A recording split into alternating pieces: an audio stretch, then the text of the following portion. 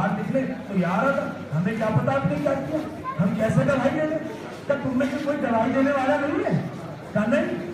اب یہ مجمع لگا ہوا، رسول اللہ ایک ایک سے پوچھ رہے تھے کیا تم میں کوئی، تم نہیں دو گے دوائی؟ تم بھی نہیں دو گے، تم بھی نہیں دو گے۔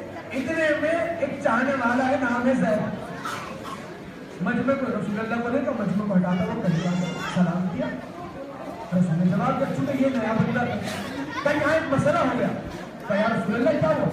کہ ارے ہم نے جانور خرید لیا، یہ یہاں دگنی قیمت میں بیچ رہا، اب ہم لوگوں سے کہہ رہے ہیں کوئی گواہی دے گا تو کوئی گواہی نہیں دیتا، کیا تم گواہی دو گے؟ کہ یا رسول اللہ میں گواہی دوں گا۔ کہ کیا گواہی دو گے؟ کہ میں گواہی دیتا ہوں آپ نے اس سے یہ جانور 100 روپے کا خرید لیا تھا۔ بہت بھی فرمایا نہیں تھا، آگے کچھ کہنے کی ضرورت باقی تھی نہیں۔ ایک مرتبہ لوگ جو کہہ رہے تھے ہم جھوٹ نہیں بول رہے، جو خاموش ہوئے اور کہنے لگے یا رسول اللہ آپ کے سامنے جھوٹ بول رہا ہے، آپ کے سامنے جھوٹ بول رہا ہے اس نے۔ رسول اللہ مسکرائے، مسکراتے فرماتے اب مجھ سے نہ پوچھو اس نے جھوٹ نہیں بولا۔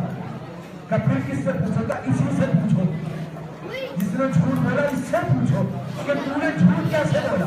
سب کا رخ زید کی طرف، کہ زید ہم تو تمہیں بڑا اچھا سمجھتے ہیں، تم نے بھائی مجمع میں رسول کی موجودگی میں جھوٹ بول دیا۔ کہ میں نے کیا جھوٹ بولا؟ کہ تم نے کہہ دیا ہاں آپ نے خریدا، تم نے گواہی دے دی۔ کہا ارے نادانو مجھے اتنا بتاؤ، اس نے کہا اللہ ہے، کیا تم نے دیکھا تھا؟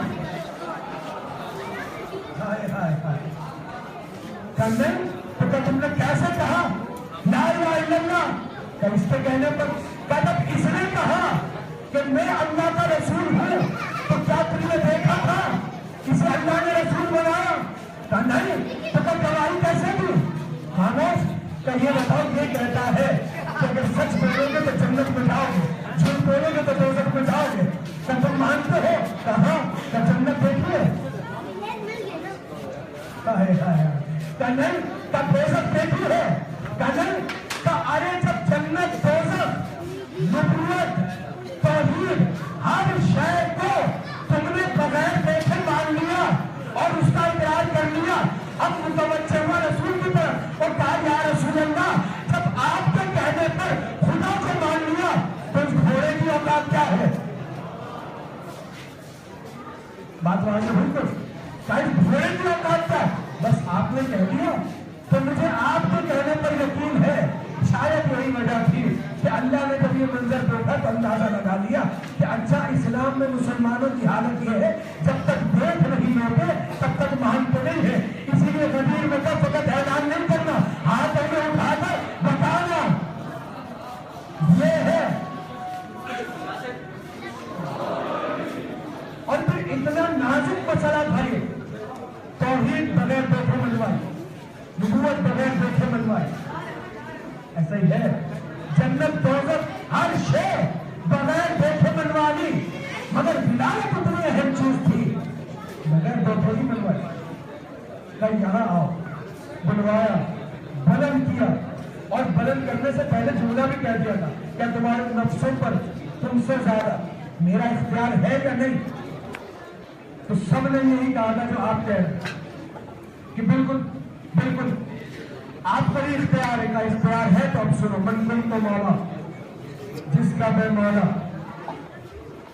اس کا یہ علی مولا، یہ اعلان ہوا تھا۔ ولایت اتنی اہم، اور بات کیا ہو رہی کہ صرف انسانوں تک محدود نہیں ہے، اور غدیر صرف علی کی ولایت کا نام نہیں ہے، 12ویں امام تک کی ولایت کا اعلان ہوا غدیر میں۔ ایسا ہی ہے یا نہیں؟ تھوڑا سا میرا ساتھ دیجیے گا۔ 12 امام، اور صرف زمین تک نہیں، یہی تو وجہ ہے کہ جب 3 شعبان آئی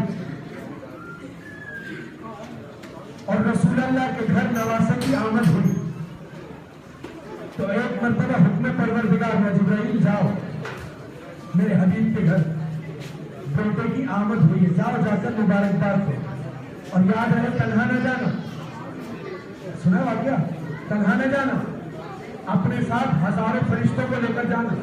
اب چونکہ جبرائیل ہے سید الملائکہ، اب سید الملائکہ جب چلا تو ہزارہا فرشتے جبرائیل کے پیچھے پیچھے چلتے چلے جا رہے ہیں۔ اڑتے چلے جا رہے. راستے میں دیکھا ایک اور فرشتہ تھا جسے اللہ نے عطاب دیا تھا، اس لیے کہ بڑی بلند پرواز کرتا تھا، لیکن حد تھی اس سے آگے نہیں. ایک دن بس خیال آ گیا کہ چلا جاؤں گا تو کیا ہوگا، چلا گیا. بس ذرا سا اس نے اپنے پروں کو ہلایا تھا کہ وہی پروردگار نے پہاڑوں پر لے لیے. یہ تھا عطاب. نام اس کا کیا تھا ابھی نہیں پتا، نہ آپ سے پوچھوں گا. یہ